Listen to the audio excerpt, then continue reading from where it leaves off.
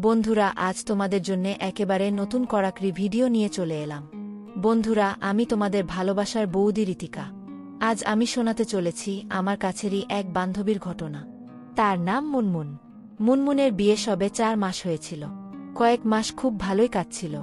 হঠাৎ তার স্বামী চাকুরি ক্ষেত্রে এতই ব্যস্ত হয়ে উঠেছিল যে তার সাথে কথা বলারও সময় হাতে থাকত না। তারপর মুনমুন ভালোবাসার চূড়ান্ত আবেগী হয়ে দেওরের হাত ধরল, যা তারা কোনোদিনই আশা করেনি দুজন দুজনকে ভালোবাসার গভীর সমুদ্রে ডুব দিবে।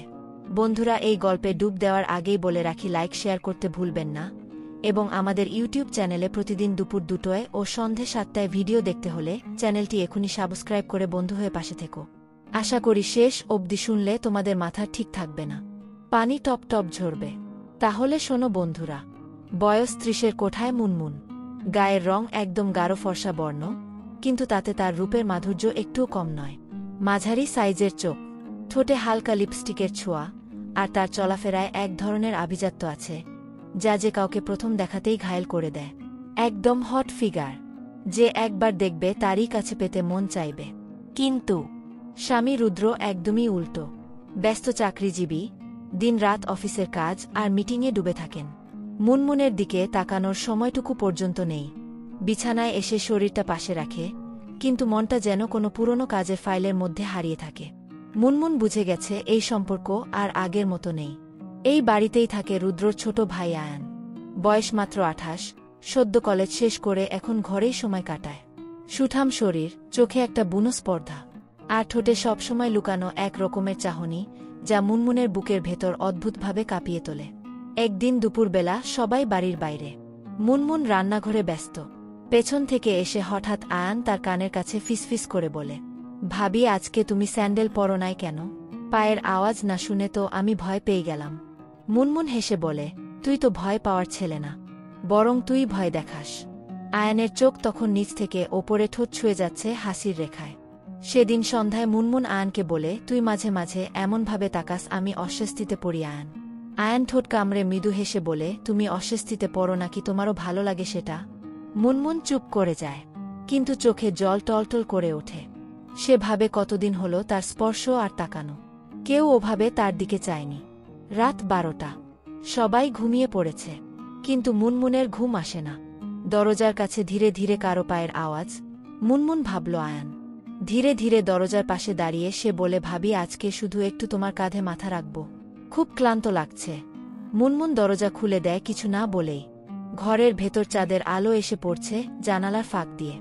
আয়ান ধীরে ধীরে এগিয়ে এসে মুনমুনের চোখের দিকে তাকিয়ে থাকে। রাত তখন প্রায় 12:45। বাড়ির সব আলো নিভে গেছে, শুধু এক কোণায় হালকা চাঁদের আলো। মুনমুনের ঘরের জানালা খোলা, বাতাসে পর্দা দুলছে আর সঙ্গে নিয়ে আসছে আবছা কিছু আবেগ যা বহুদিন ধুলো ঢাকা ছিল। দরজার সামনে আয়ান দাঁড়িয়ে। ভাবি, একটু কাছে আসি। তার গলায় কাঁপন আর চোখে পাগলামি। মুনমুন কিছু বলে না, চুপ করে তাকিয়ে থাকে। কয়েক সেকেন্ড পর নিজেই একপাশে সরে দাঁড়িয়ে দরজা খুলে দেয়। শরীর না হয় খোলা যাক, পরে আজ মনটাই খুলে থাক। আয়ান ধীরে ধীরে ঘরে ঢোকে। তার হাতে এক কাপ কফি। তোমার জন্য বানিয়েছি, আয়ান মুচকি হেসে বলে। তুমি কি জানো, আজ আমি সারা দিন তোমার কথা ভেবেছি। আয়ান কফির কাপটা টেবিলে রেখে মুনমুনের চোখে তাকিয়ে বলে। মুনমুন ঠোঁট কামড়ে বলে, এটা ঠিক নয় আয়ান।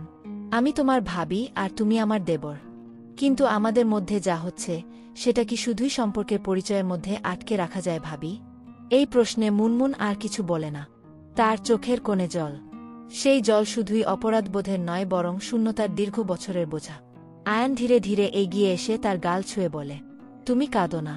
তুমি জানো, আমি তোমাকে শুধু শরীরের জন্য চাই না, আমি সেই মানুষটা হতে চাই যে তোমার নিঃশ্বাসেও নিজের নাম বসাতে পারে। এই কথা শোনার পর মুনমুন আর নিজেকে ধরে রাখতে পারল না। তার ভিতরটা যেন কেউ ভেঙে দিল এক নিমেষে। আয়ান ধীরে ধীরে তার ঠোঁটে ঠোঁট রাখে। নরম মৃদু, ধীরে ধীরে গভীরে। বিছানার চাদরে শরীর ঘামে, কিন্তু মন সে যেন খুঁজে পায় এক আশ্রয়। রাত বাড়ে, নীরবতাও বাড়ে। তারপর তারা পাশাপাশি শুয়ে থাকে, কাঁধে মাথা রেখে মুনমুন বলে, তুই কি জানিস আমি কতদিন ধরে শুধু একটা স্পর্শ খুঁজেছি আয়ান। কোনো শরীর চাইনি, শুধু কেউ একটু জড়িয়ে ধরুক, এটুকুই। আয়ান বলে, তোমায় শুধু ভালোবাসা দেব ভাবি, কোনো দাবি নয়। রাতের সেই প্রথম ভুলের পরে সকাল আসে একটু আলাদা হয়ে। মুনমুন জানালার পাশে বসে আছে, আয়ানের পড়ে থাকা ঘুমন্ত মুখের দিকে তাকিয়ে। ওর গায়ের চাদরটা অল্প সরে গেছে, বুকের গরম দেখে একটা চোরা হাসি আসে মুনমুনের মুখে, কিন্তু সঙ্গে সাথেই গিলতে হয় এক ঢোক অপরাধবোধ। মুনমুন ভাবে, এটা কি শুধুই শারীরিক নাকি আমি সত্যিই এই ছেলেটাকে চাই? সেদিনের পর থেকে ওদের সম্পর্ক যেন দিনে দিনে আরও গভীর হতে শুরু করে। দিনে স্বামী রুদ্রর সামনে পরিপূর্ণ ঘরণী মুনমুন, আর রাতে আয়ানের ছায়ায় মোড়া প্রিয়তা। তারা শুধু শরীরেই মিশে না, আয়ান মুনমুনের চুলে হাত বুলিয়ে গল্পও করে। তুমি জানো ভাবি, আমি যখন ছোট ছিলাম আমি ভাবতাম ভালোবাসা মানেই কাউকে চুমু খাওয়া। এখন বুঝি ভালোবাসা মানে হচ্ছে কারো চোখের দিকে তাকিয়ে দিনের শেষে নিজেকে নিরাপদ মনে হওয়া। মুনমুন হেসে ফেলে বলে, আর তুমি কি সেটা আমার মধ্যে পাচ্ছ? না ভাবি, আয়ান বলে, তোমার চোখে আমি ঘর খুঁজে পাই। এক সন্ধ্যায় রুদ্র অফিস থেকে ফিরে এসে মুনমুনকে বলে, এই দুনিয়ায় শুধু আয়ানের জন্যই বেঁচে আছি আমি। ওর ভবিষ্যৎটা যেন ঠিক থাকে, সেটাই আমার জীবনের একমাত্র লক্ষ্য। মুনমুনের বুকের মধ্যে তখন যেন ঢেউ খেলে যায়। যার হাত ধরে আমি রাতে ঘুমাই তার ভবিষ্যতের ভার নিয়ে আমার স্বামী ঘুম হারায়। কিন্তু পাপের শরীর একবার ছুলে কি আর ফিরে আসা যায়? এভাবেই একটা দিনের বিকেলে বৃষ্টির মধ্যে মুনমুন আর আয়ান ছাদে দাঁড়িয়ে থাকে। আয়ান হঠাৎ জড়িয়ে ধরে মুনমুনকে। ভাবি, আমি আর লুকোতে পারছি না, আমি চাই তুমি আমার হয়ে যাও, সবসময় জন্যে। মুনমুন স্তব্ধ, বৃষ্টির ফোঁটা চোখের জল আর মুখের নোনা গন্ধে মিশে যায়। আয়ান, তুই জানিস না, এই আগুনে পুড়ে গেলে শুধু শরীর নয়, আত্মাও ছাই হয়ে যায়। আয়ান বলে, ছাই হোক, তবু একসাথে পুড়ি। দিন চলতে থাকে, রাত নামে। রাত মানেই এখন মুনমুনের জন্য এক নতুন জীবন, যেখানে আয়ান তার প্রতিটা কোষে শ্বাস ফেলে, স্পর্শ রেখে যায় এমন জায়গায় যেখানে এতদিন কেউ পৌঁছায়নি। এক রাতে তারা বিছানায় পাশাপাশি শুয়ে। আয়ান মুনমুনের চুলে হাত বুলিয়ে বলে, ভাবি, আমি কখনো ভাবিনি কারো ভিতর ঢুকে শুধু শরীর নয়, অতীতটাকেও আলিঙ্গন করব। মুনমুন চোখ বন্ধ করে শুধু অনুভব করে। তার মনে পড়ে, রুদ্র বিয়ের পর মাত্র 2 মাসই তাকে ভালোবাসতে পেরেছিল। তারপর শুধু দায়িত্ব, সংসার আর হিসাব। কিন্তু আয়ান, সে তো কোনো হিসাব চায় না, শুধু মুনমুনকে চায়, আগুনে পোড়া ভাঙা কিন্তু বেঁচে থাকা এক নারীকে। এক সন্ধ্যায় মুনমুন আয়ানকে ডাকে রান্নাঘরে, ভেতরে আয়। আয়ান ঢুকে দেখে সব থেমে আছে, চুলা নিভে গেছে, চারপাশে অন্ধকার। মুনমুন ধীরে ধীরে তার দিকে এগিয়ে আসে, এক হাতে তার কলার ধরে, আরেক হাতে বাতি নিভিয়ে দেয়। আজ আমি তোকে খেতে দেব না আয়ান। তার গলায় হালকা রাগ, হালকা খিদে। কেন ভাবি? আয়ান কৌতূহলী। কারণ আজ তুই খাবি আমাকে। তারপর তাদের শরীর আর থামে না। বারান্দার পাশে সিঁড়ির কোণে, এমনকি একদিন রুদ্র ঘরে থাকার সময়ও চুপি চুপি সাড়াশব্দ না করে। এ যেন শরীরের মধ্যে শরীর নয়, প্রেমের মধ্যেও প্রেমের আরেকটা মাত্রা। এতটা গভীরে গেলে ফেরার রাস্তা থাকে না। কিন্তু একদিন আয়ান হঠাৎ বলে বসে, ভাবি, তুমি কি রুদ্রদাকে ছেড়ে আমার সঙ্গে পালাবে একদিন? এই প্রশ্নটা যেন মুনমুনকে বিদ্যুৎ খাইয়ে দেয়। সে চুপ, খুব চুপ। তারপর ধীরে ধীরে বলে, আয়ান, তুই শুধু আমার শরীর চিনিস, কিন্তু আমি জানি তোর মনটাই আমার কাছে ধরা পড়ে গেছে। তুই পালাতে চাস, আমি পালাতে পারি না। আমি পাপ করতে শিখে গেছি, কিন্তু ভালোবাসা দিয়ে পাপকে আগলে রাখা সেটা অন্য জিনিস। সেদিন রাতে তারা দুজন একে অপরের চোখে তাকিয়ে ঘুমিয়ে পড়ে কিছু না বলে। শুধু নিঃশ্বাসে এক আশ্বাস লেগে থাকে। ভালোবাসা যদি পাপ হয় তবে আমি পাপেই ডুবে থাকতে চাই, মুনমুন বলল। দুপুরের ঘুম ভেঙে যায় মুনমুনের হঠাৎ। জানালার বাইরে রোদের তাপে চোখ ঝলসে যায়। পাশ ফিরে দেখে আয়ান নেই, কিন্তু আয়ানের গন্ধ চাদরের ভাঁজে এখনো ঘোরাফেরা করছে। সে গন্ধ পাপের না, সে গন্ধ এখন প্রেমের। নিচে নেমে দেখে আয়ান বসে আছে সোফায়, এক হাতে চায়ের কাপ, আরেক হাতে একটা চিঠি। মুনমুন ধীরে ধীরে গিয়ে পাশে বসে। কি ওটা? সে ফিসফিস করে বলে। আয়ান মুখ ঘুরিয়ে বলে, রুদ্রদা টেবিলে পেয়েছি, ট্রান্সফারের লেটার। ও হয়তো দিল্লি যাচ্ছে কিছুদিনের জন্য। মুনমুন চুপ, কিছু বলে না। আয়ান তখন ফিসফিসিয়ে বলে, তুমি কি জানো, ও চলে গেলে আমরা পুরো ঘরটা পেয়ে যাব, শুধু আমি আর তুমি ভাবি। আমরা এবার শুধু রাত নয়, দিনটাও একসাথে কাটাতে পারব, কোনো ভয় থাকবে না। মুনমুন হেসে ফেলে, কিন্তু সেই হাসি কেমন যেন কাপা কাপা। আয়ান, মুনমুন বলে, ভয় যদি না থাকে তাহলে আমাদের প্রেম থাকবে না। এই পাপটার মধ্যে যে ভয় আছে, লুকিয়ে থাকার যে ব্যথা আছে, এটাই তো আমাদের প্রেমকে এত তীব্র করে তুলছে। সেদিন রাতে রুদ্র কিছু না বলে অফিস ট্রিপে বেরিয়ে যায়। মুনমুন আর আয়ান, তারা যেন মুক্ত। নির্বাসনের পর যেন এক মুহূর্তের রাজত্বে। ঘরের সব দরজা জানালা বন্ধ। পর্দা নামানো, লাইট নিভানো। আয়ান মুনমুনকে কোলে তুলে নেয়। তারপর কিচেনে, ডাইনিং টেবিলের ওপরে, বিছানার প্রতিটা কোণায়। ওদের প্রেম শুধু শারীরিক নয়, যেন এক প্রকার প্রতিশোধ। কিন্তু ঠিক তখনই, রাত 1:38। মুনমুনের ফোনে একটা মেসেজ। তোমাদের আমি দেখেছি। আয়ানকে বলে দিও, পাপের আগুনে সবাই পড়ে না, কেউ কেউ পোড়ায়। একটা আননোন নম্বর। মুনমুনের হাত কাঁপতে থাকে, চোখে জল জমে। আয়ান, আমরা কি এতটাই গভীরে ডুবে গেছি যেখান থেকে ফিরেই আসা যাবে না? আয়ান কাঁধে হাত রাখে, ধীরে ধীরে বলে, না ভাবি, এবার শুধু ডুবে নয়, ডুবেই মরতে হবে। স্বামী যখন ঘরে, প্রেমিক তখন বালিশে। রুদ্র ফিরল নির্ধারিত সময়ের 2 দিন আগেই। বাড়িতে ঢুকে দেখে সবকিছু স্বাভাবিক। মুনমুন রান্নাঘরে, আয়ান টিভির সামনে। কিন্তু তবুও কিছুর একটা গন্ধ যেন অস্বাভাবিকভাবে ঘুরে বেড়াচ্ছে ঘরের চারদিকে। ঘামের নয়, আতরেরও নয়, ভালোবাসায় পাপ মিশে গেলে যেমন গন্ধ হয় তেমন। রাত 11টা। রুদ্র মুনমুনের পাশে এসে বসে। তুমি তো অনেক সুন্দর লাগছ আজকাল, রুদ্র বলে। মুনমুন হালকা হেসে বলে, তুমি তো সময় পাও না দেখতে। রুদ্র মুচকি হেসে মুনমুনের গালে চুমু খেতে চায়, কিন্তু সে সরে যায়। আজ শরীরটা ভালো লাগছে না, মুনমুন বলে। রুদ্র হতাশ হয়ে পাশ ফিরে শুয়ে পড়ে। কিন্তু মুনমুনের চোখ তখন ঘড়ির কাঁটার দিকে। রাত 12টার পর আয়ান বারান্দার কোণে অপেক্ষা করে, ঠিক প্রতিদিনের মতো। সেই রাতেই রুদ্র গভীর ঘুমে, আর আয়ান মুনমুনের ঘরে, নিঃশব্দে, নিঃশ্বাসে। ওরা জানে এখন ধরা পড়লে সব শেষ। তবু শরীরের চাহিদা আর মনের পিপাসা এতটাই জেকে বসেছে যে ওরা ঝুঁকি নিতে রাজি। আয়ান ধীরে ধীরে মুনমুনকে বিছানায় শোয়ায় গায়ের ওপর এসে চুপ করে শুধু বলে, ভাবি, আজ আর শরীর নয়, আজ আমি তোমার বুকের ভেতরটায় ঢুকতে চাই।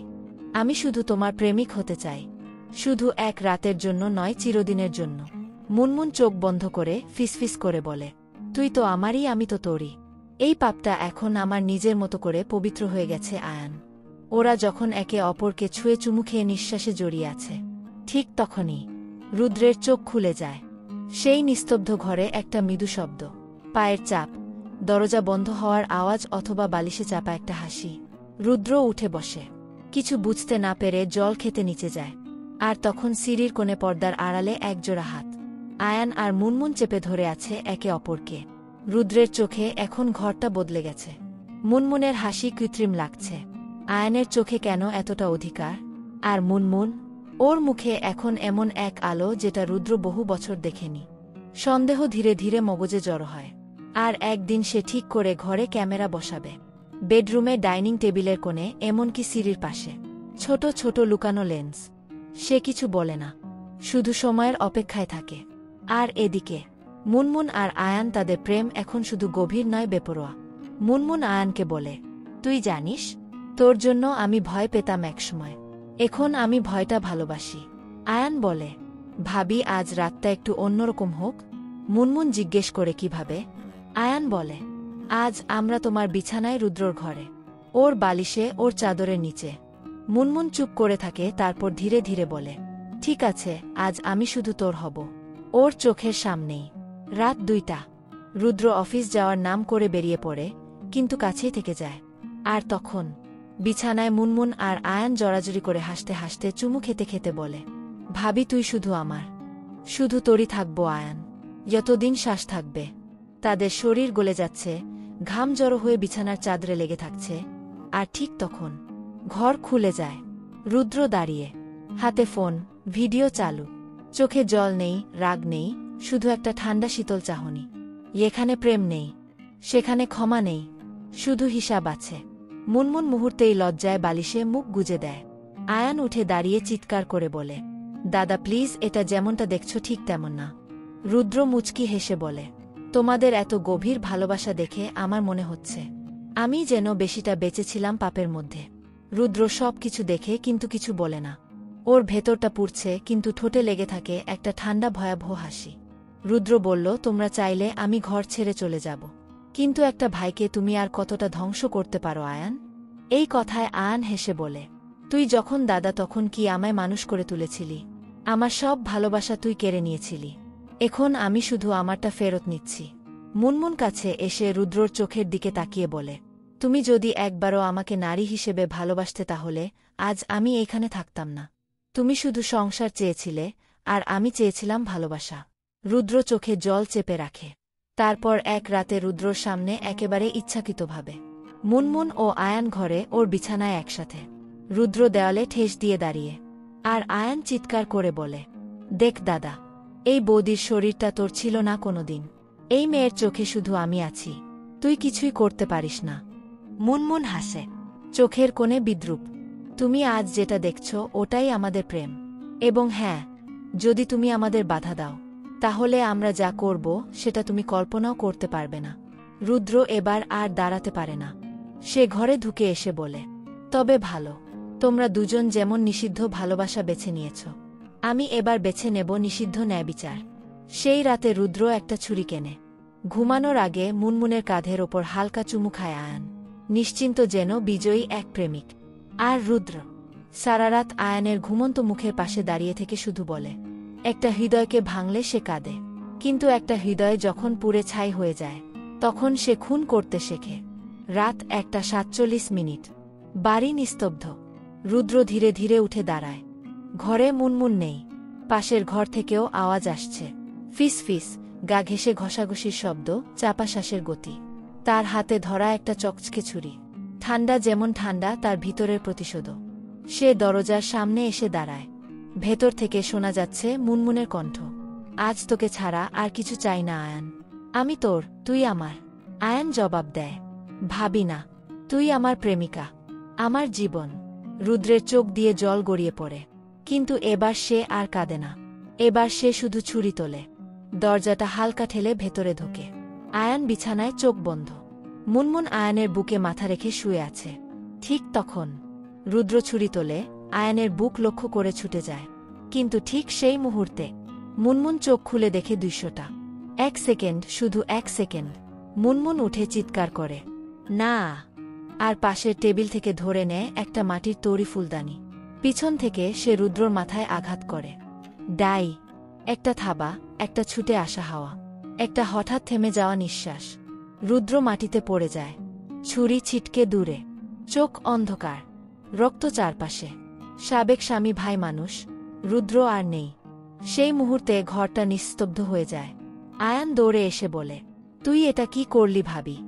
মুনমুন বসে পড়ে রক্তে ভেজা কার্পেটে, হাত কাঁপছে, চোখে জল। সে শুধু ফিসফিস করে বলে, আমি তো শুধু প্রেম চেয়েছিলাম, এইখানেই এসেছিলাম তোর কাছে। কিন্তু প্রেম যদি এত রক্ত চায়, তাহলে এটা প্রেম নয়, এটা অভিশাপ। আয়ান!